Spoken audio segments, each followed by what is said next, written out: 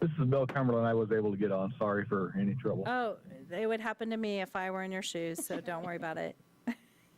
We're glad you could join us. Thank you. I'm driving and it tells me entering the number, but you know what I mean? So I had to get a pen and write the number down and this one. But I'm on. Thank you. Good. Appreciate We your just hope patience. you stay safe.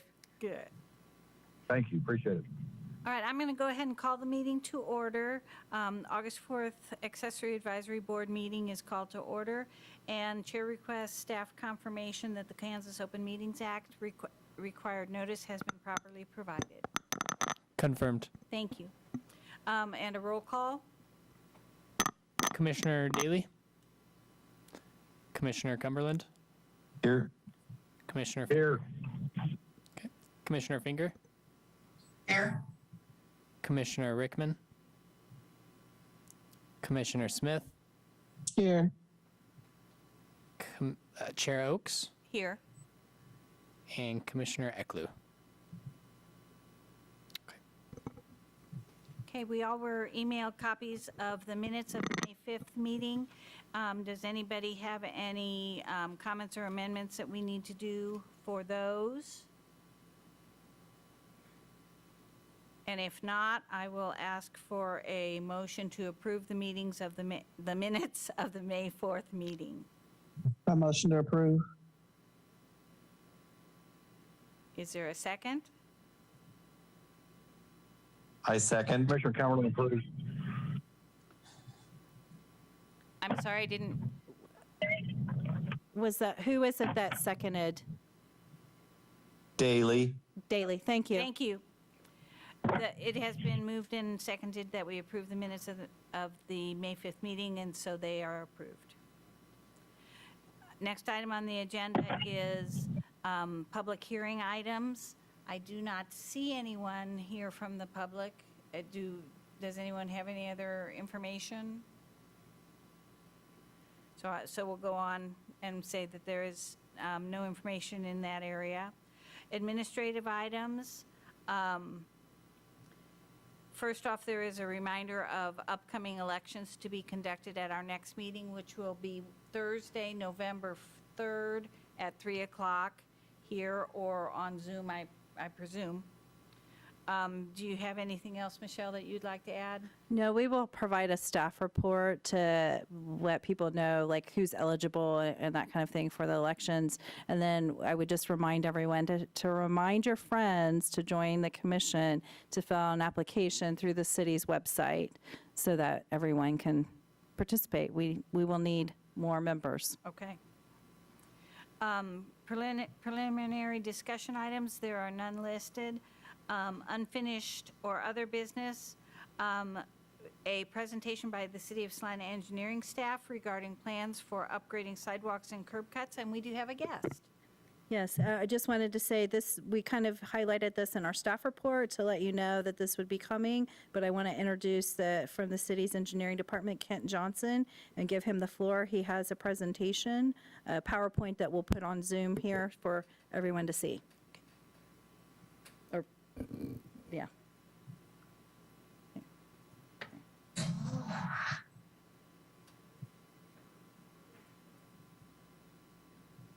There we go. Can you see it? Yes. Those of you on Zoom? Yes. Okay, good. I'll also point out that Dan Stack, the city engineer, is also joining us on the Zoom call. So any questions you have that are too tough for me, we've got the expert online also. Next slide. So the engineering department is concerned primarily with the road right-of-way. The road right-of-way consists of most of the roads in town, and then also that extends out beyond the sidewalks also. And so even though a lot of that, like for instance, in your yard is area that you maintain, it is road right-of-way, it is owned by the public. And so the reason for that then is so that anybody that's on the sidewalk is on public property. And a part of the sidewalks is the ramps. I'll talk about ramps first. Any new construction that we do with sidewalks and ramps, it has to be accessible and usable by persons with disabilities. usually that includes people in wheelchairs or with some sort of mobility problems and so forth. Next, please. Any of the facilities that, for instance, this is a sidewalk that ends with a barrier curb, and so anybody that's on that sidewalk would have difficulty getting to the street, and anybody on the street would have difficulty getting to the sidewalk, and that's what we're trying to avoid. Next. There are a number of design requirements that come along with a ramp from a sidewalk to the street. There is a slope requirement. Reason for that is that we don't want anybody in a wheelchair to lose control and not be able to stop and so forth.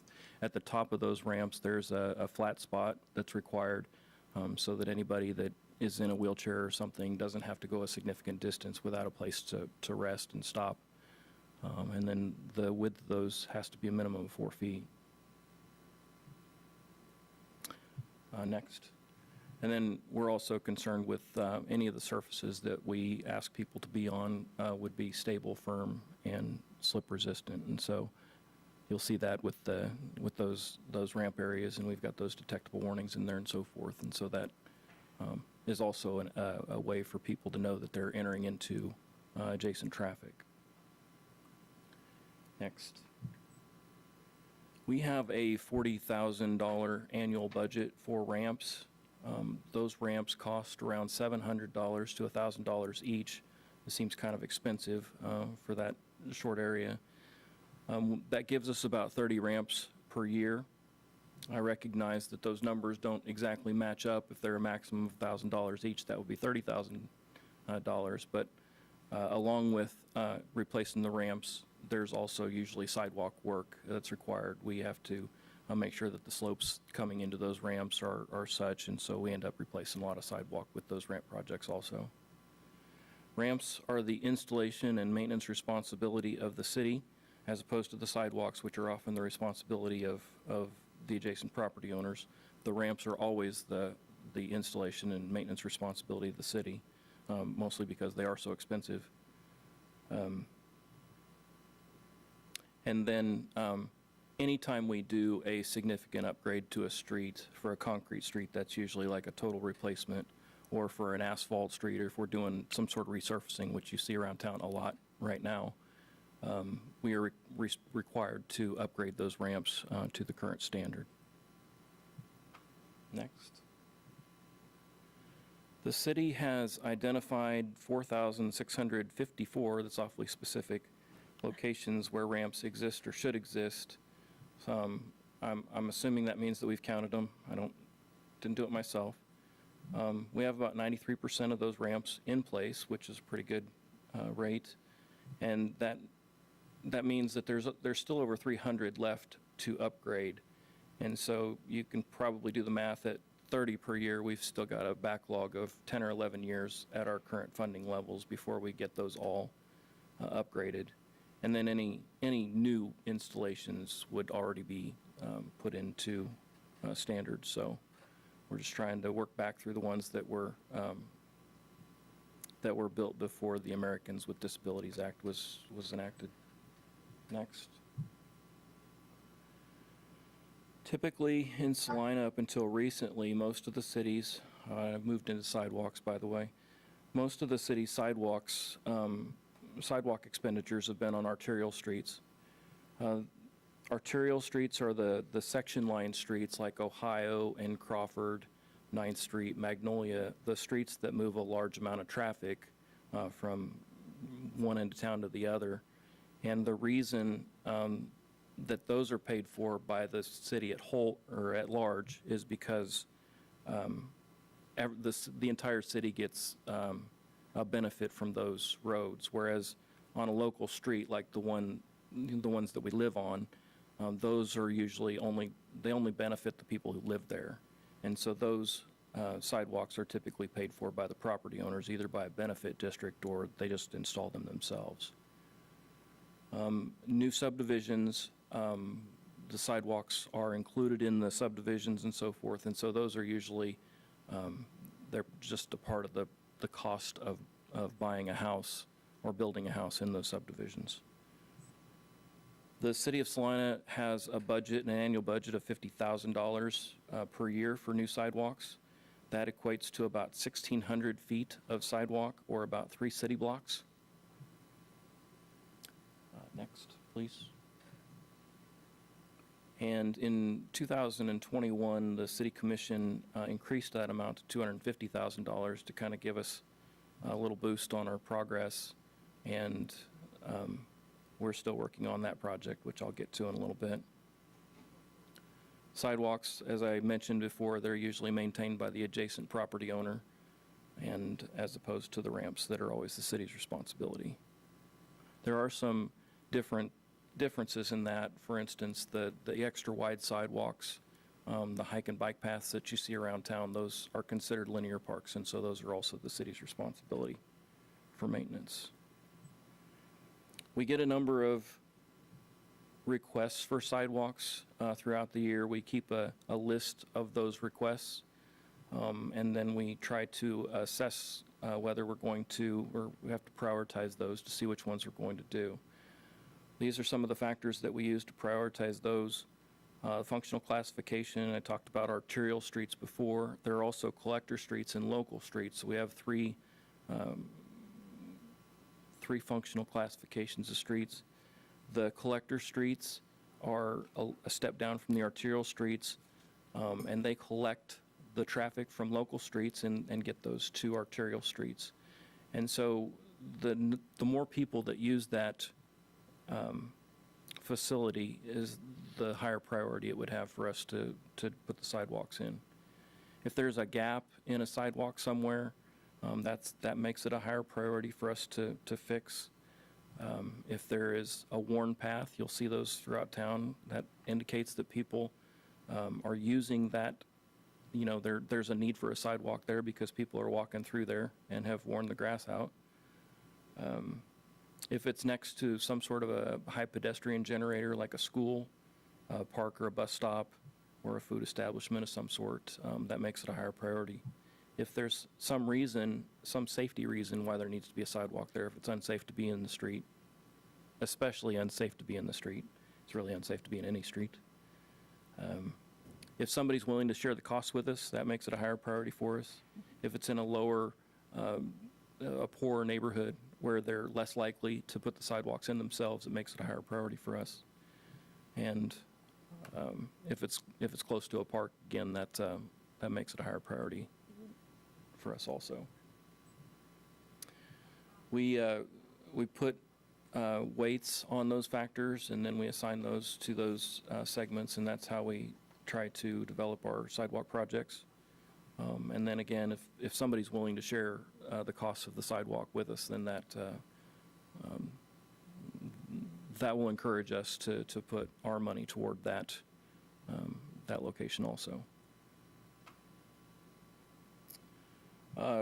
What we're doing in 2022, our ramp project for this year is already done, and that included 29 ramps.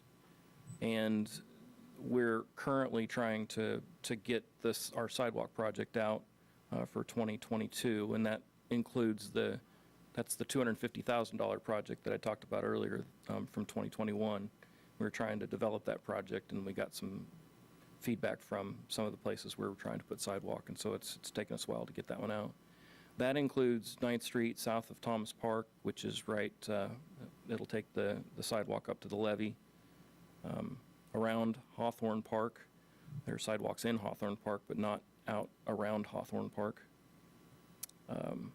Roach Street from Cloud to Crawford, which is right next to, most of that is right next to Central High School. Next. Faith, I think it's Faith Drive, north of Oxbow Park. That'll get pedestrians out to Crawford from there. Ray from Coronado Elementary to Belmont, that'll get students from Coronado Elementary up to Belmont. And then we have a few other short connections. And that's pretty much what I had to offer. So if you have any questions, discussion, requests for sidewalks, I think that was very clear on sidewalks. I think one of our concerns that brought this forward was the steep step off by a drainage, step off of the curve by a drainage or rain drainage area, that was troublesome at times. Yeah, I've heard that. That's not something that we would, that we typically look at, but I think in some of those locations, maybe the inlet has dropped a little bit, and it's made it a little more dangerous than normal. And that, I believe that was part of the issue that was brought up, was those areas. I believe Dr. Finger met with the engineering department and us, and we sat down and talked about some of those, prioritizing what we could. I think, from my understanding, you can correct me if I'm wrong, Mr. Stack, but some of those areas can be addressed and some are a little more challenging to be addressed. Is that correct? We were going to look at what ones they could address while we're doing projects. Was that right, Dan? Yeah, Kit and I talked through some of those as well. So it's problematic because it's, if there's no sidewalk in the area, then a person with accessibility challenges has to walk in the street, which is not really where we want to want them walking anyway or progressing. But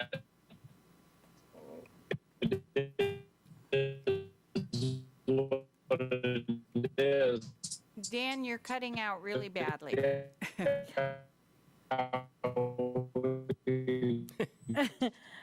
I think in an ideal world, we don't want somebody walking in the gutter line anyway. Yeah. And so I think the best way to solve that problem would be to put a sidewalk in there so that they wouldn't have to be there. Dan, quit trying. You're cutting out. Dr. again. Fingers brought to I think Ken got there's a it few of them that answered. definitely look like they could use. I wish I could text him, but I Yeah. didn't bring my phone. Yeah. Yeah. Dan, you were cutting out badly, but I believe we've gotten the answer. He did. I'm in a bad spot here, so We appreciate the attempt, but I think Kent had it covered. There was one thing I learned, Kent, that I just think would be helpful for everyone to know and just kind of want you to maybe address a bit. Not all the sidewalks are owned and all the streets are owned by the city. Aren't there some that are privately, like some divisions, some older divisions that are grandfathered in that are privately owned? Yeah, that's correct. The city of Salina will typically take, like if a subdivision is built and they have streets that aren't wide enough or so forth, the city of Salina won't take them until they're upgraded to the city of Salina's standards. But yeah, there are some streets in town. Some divisions, really, some older divisions. Subdivisions, yeah, where the streets are not owned by the city of Salina. And you can tell those if you're out driving around. The streets that are owned by the city of Salina have green street name signs, or they're white on green. Okay, The private streets will be black on white. okay. Okay. Which it's a little bit different requirements because the city doesn't own those parts than when the city owns property. Yeah, I'll point out that like the engineering department, like what I'm interested in is I'm interested in the right of way. I think there are requirements for all these things on private property also, Okay, but that's not my concern. That would be our planning department or other departments' concerns Yeah. about how those are regulated. But I believe they apply, the same laws apply to them also.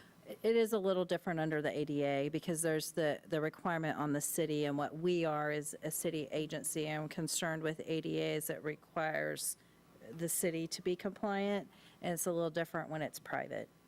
And I'm correct. So, yeah, I'm becoming knowledgeable in this area. More It and is more. I'm becoming more knowledgeable in this area and been doing quite a bit of research on it. But there are some distinctions in what we're designed to address as this commission. There are private actions that can be taken and different, but this commission is really focused on the city's responsibilities under ADA. If that's my understanding anyway, and learning what I've learned about ADA and becoming more familiar with that massive statute and the development of this board. Okay. Any further comment or discussion?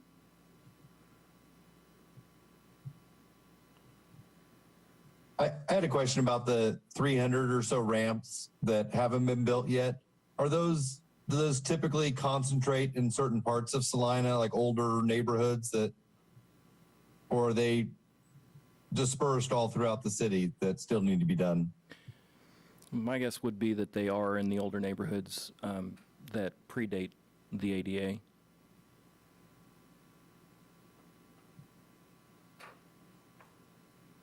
So those older than 1990, I believe. Okay, thank you.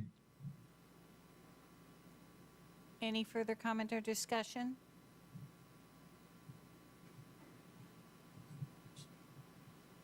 I will say thank you for coming in, and I think we'll move on to the next. Yeah, thank you. Thank you, Dan, for joining and presenting, and Kent for all your work.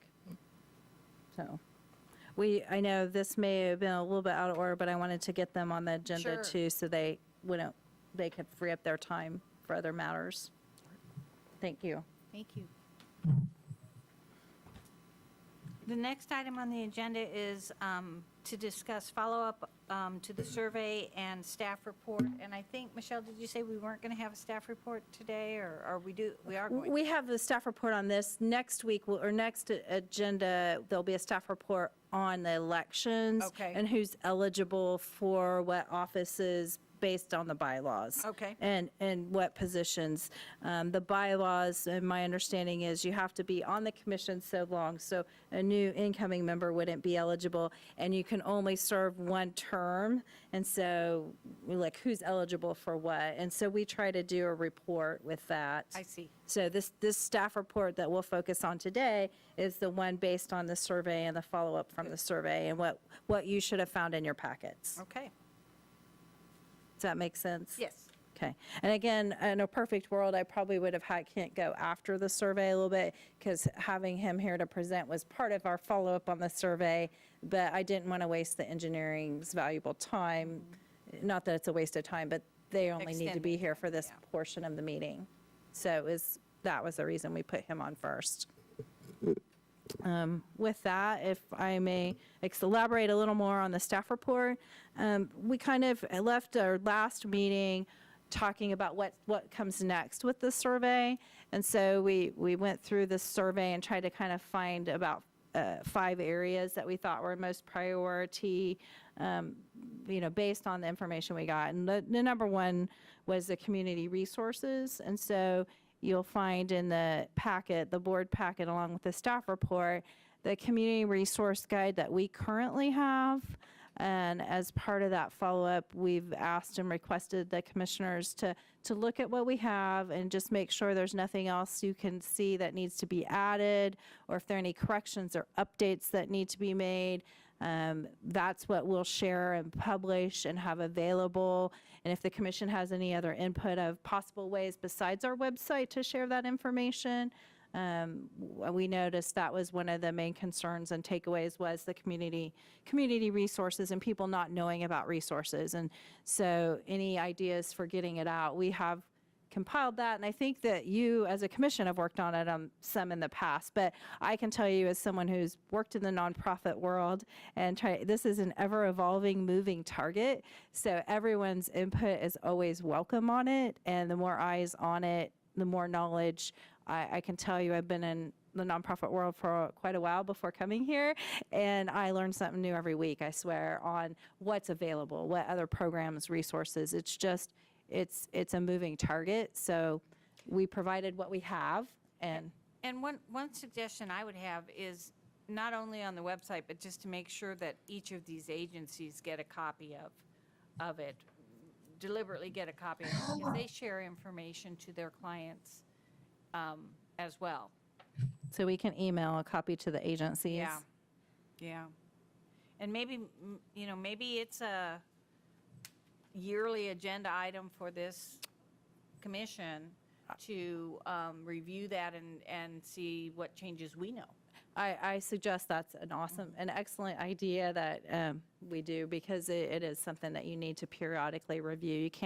You cannot just create one of these and leave it. And say it's done. Yeah, it's never done. Absolutely. So that was one of the other. And then as a second part to that, since we last met, one of the things we worked on to make it more the resources known and what's available and what's at the city for individuals with disabilities, we did do some revisions to the website. The city is in the process, though, of upgrading their website soon. But the media team has been wonderful, and if you haven't been on the city's website, we encourage all the commission to look at it. We now have above the fold an icon. I don't know if Marissa can bring it up or Spencer can bring it up for people to see on the website. If they can't, encourage you to go. It's right at the top. If you open the website on the city's homepage, there's now an icon that says ADA concerns, and you can click on that, and it takes people to our page that we are able to write and update and do that and have input on the content for. And we've been working to update that content for ADA and our HRC commission too, and all of ours. But there it is. It's what we like to call above the fold. When you go, it's right there on the top half of the screen. So they were really great about making that an easy fix, and then it takes you straight to the page. And we've been working on this, and we just encourage, and I think it's very helpful again for the commission to look at this and see if the AAB has input and things, because this is again a moving target. If you constantly need to go back and update and make it how you can make it more user-friendly. I just would note that the city is going to be in transition of going to a new website, so we're trying to work with them as we transition to a new website and what that looks like in the platform, and make sure that there is something visible on the front page to make it easily visible and accessible. Thank you, that looks good.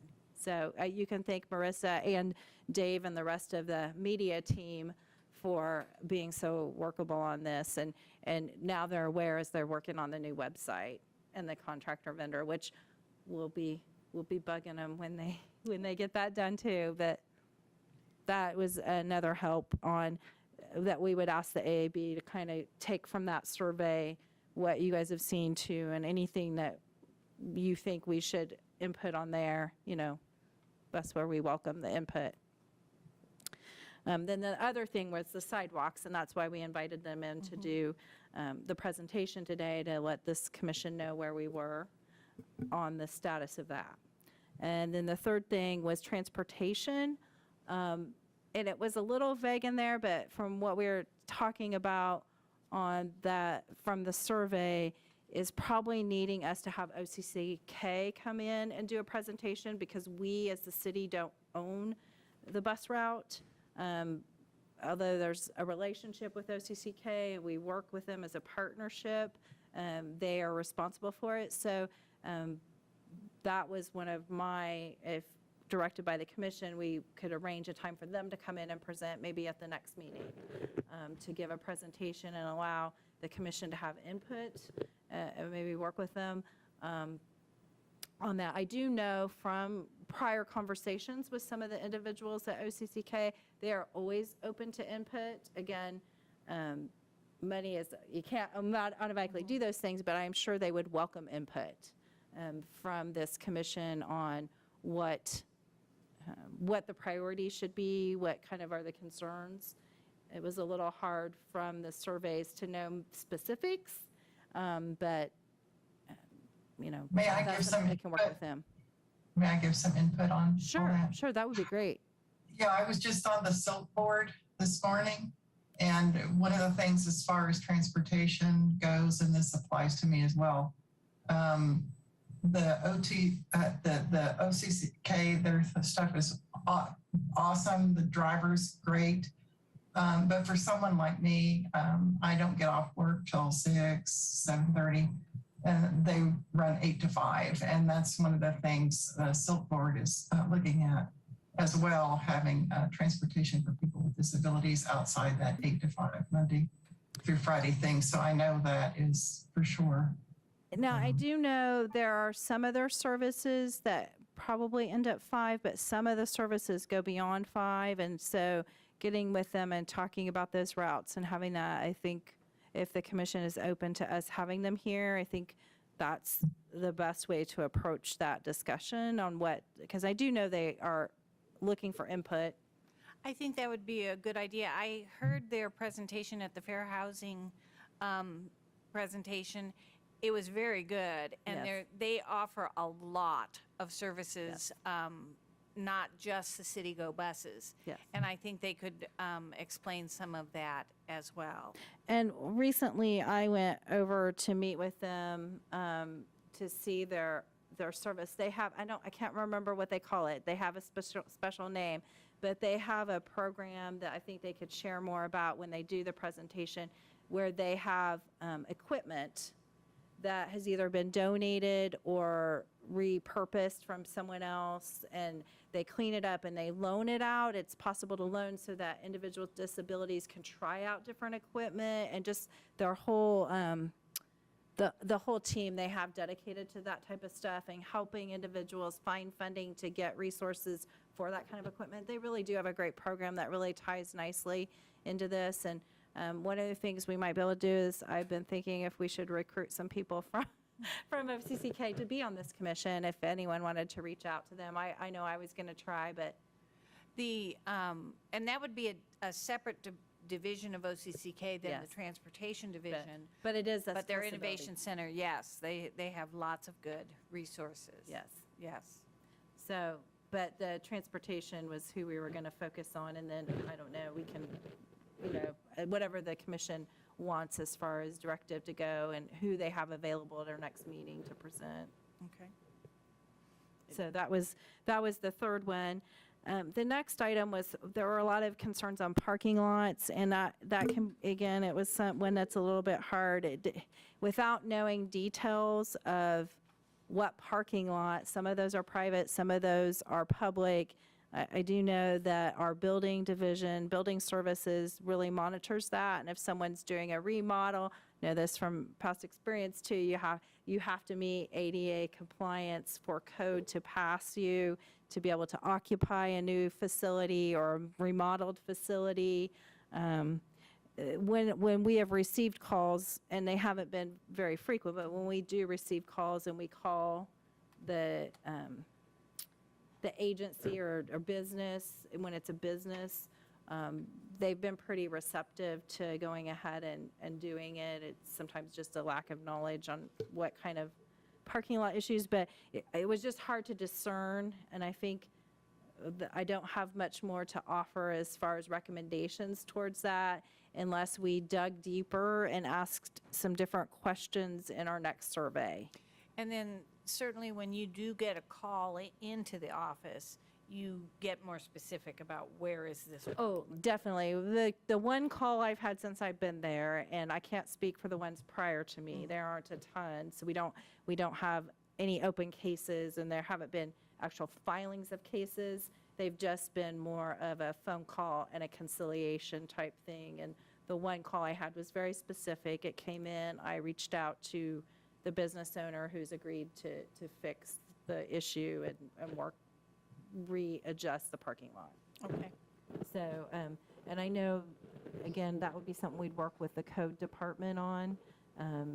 Again, they check that when it's new and they have to get a permit and all of that. But the things that, if someone hasn't applied for a permit in a very long time or done that, they may not have checked in a while. So code enforcement is busy enough with the ones they have. They don't usually go out and hunt it down unless someone calls in. So they're busy enough with new construction and remodeling that those are their primary focus. If someone calls in and they aren't cooperative, we would reach out to the code department to see if we can do something. But so far, the one I have had, they've been very cooperative and revised their parking lot. So, and then the last one was the automatic doors at businesses. That was a big common one, the mall being the biggest place. And again, we did a little research on that, and the ADA, the automatic doors really make things more accessible, but it's not necessarily required under the ADA at this time, and that's a private business. So we don't really have recommendations for this group at this time. Again, we can try and find out a little more information when we when we do the next survey, to dig down a little deeper to see what exactly the issue is. If the mall makes any upgrades, that's going to bring code compliance in to make sure that they are all ADA compliant.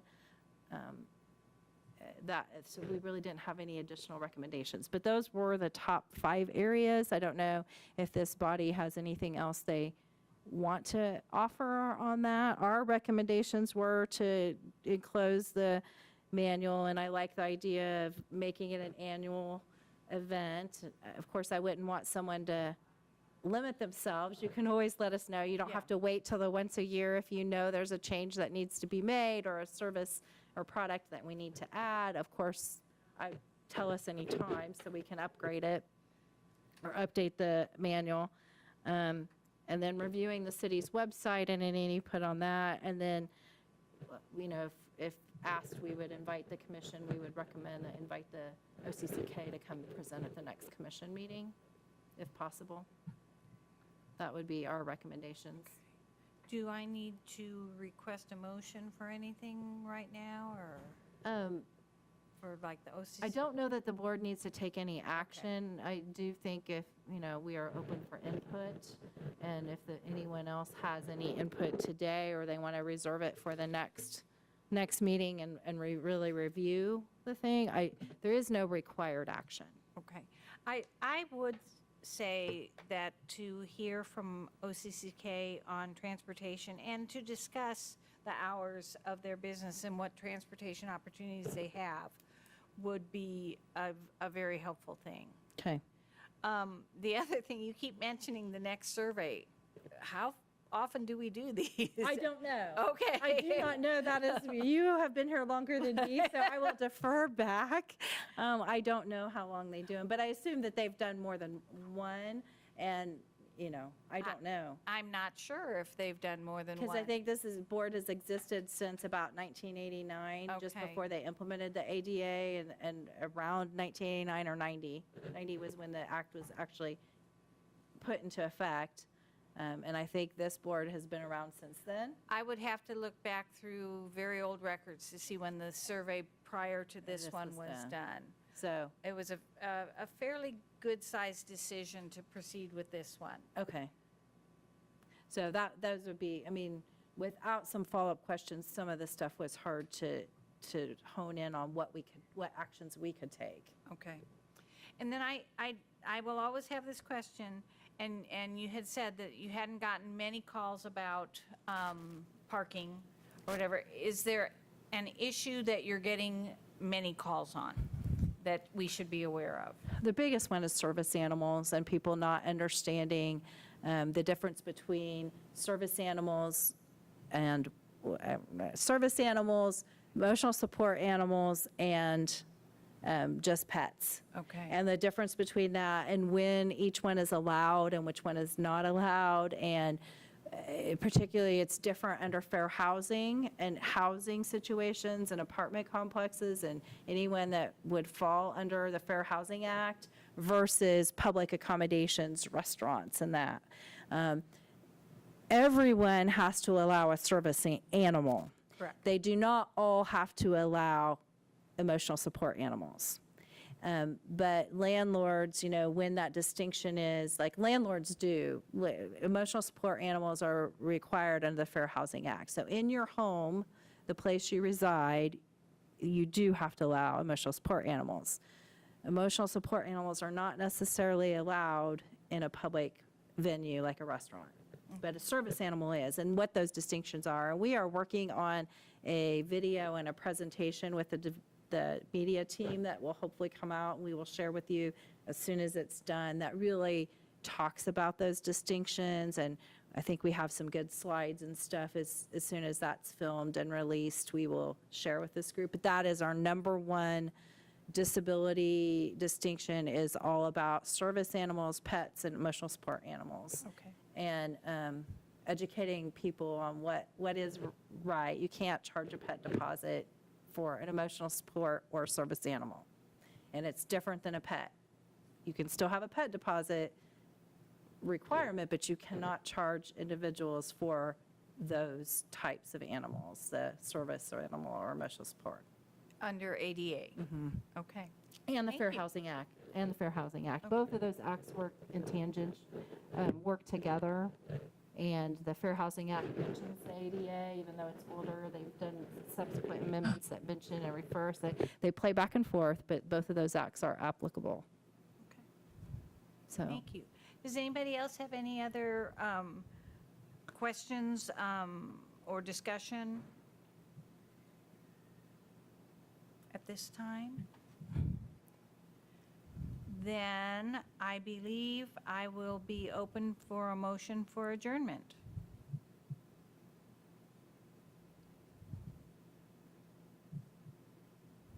Anybody move we adjourn? I move we adjourn. And a second? Was that Commissioner Daly that made the motion? Yes. Yes. Thank you. Do I hear a second?